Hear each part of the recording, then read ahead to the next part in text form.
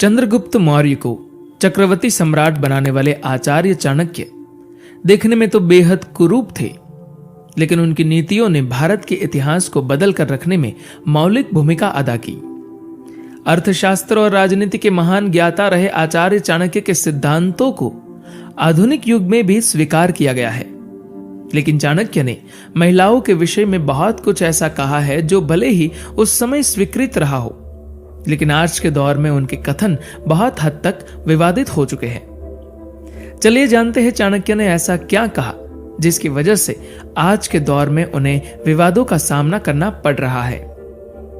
आचार्य चाणक्य का कहना था कि एक व्यक्ति को कभी नदी, शाही परिवार, सींग वाले जानवर, हथियारों से लैस इंसान और महिलाओं पर कभी विश्वास नहीं करना चाहिए, क्योंकि ये कभी भी धोखा दे देते हैं। महिलाओं के विषय में चाणक्य का कहना था कि वह कभी स्थिर नहीं रह सकती, उनका मस्तिष्क बहुत ही जल्दी बदलता है, इसलिए उन पर विश्वास नहीं किया जा सकता। इंसान हो जिसने कभी झूठ ना बोला हो, लेकिन आचार्य चाणक्य के अनुसार झूठ बोलने का जिम्मा केवल महिलाओं के पास है। महान ज्ञाता आचार्य चाणक्य के अनुसार बेवकूफी करना, छल कपट का सहारा लेना, झूठ बोलना, चालाक होना, क्रूर रहना आदि कुछ महिलाओं के व्यक्तित्व के प्राकृतिक दोष है। चाणक्य का कहना था कि शाही परिवार, नासमझ इंसान, सांप, आग और महिलाओं से हमेशा बचकर रहना चाहिए। ये कभी भी घातक साबित हो सकते हैं। जीवन में कुछ सीखना हो तो उसके लिए भी आचार्य चाणक्य ने रास्ते बताए हैं। चाणक्य के अनुसार अगर नम्रता सीखनी हो तो राजकुमारों से सीखनी चाहिए, वही संवाद की कला पंडितों से, झूठ बोलना जुआरियों से और धोखा देना महिलाओं से सीखना चाहिए।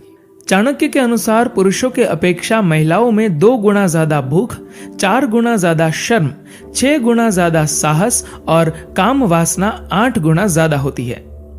आप ये तो सुनते आए हैं कि महिलाएं अपने पतियों के लिए व्रत रखती है। जाहिर सी बात है कि उनके द्वारा ये सब अपने पति की खुशहाली और उसकी लंबी आयु की कामना के लिए किया जाता है।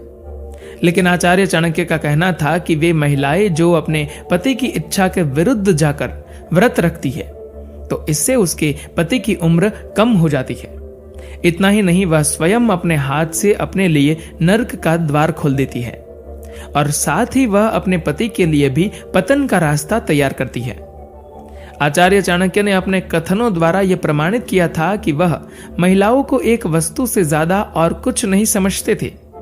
चाणक्य के अनुसार प्रत्येक व्यक्ति को अपने अच्छे समय के लिए धन और स्त्री को बचाकर रखना चाहिए और बुरे समय में सबसे पहले इनका त्याग करना चाहिए।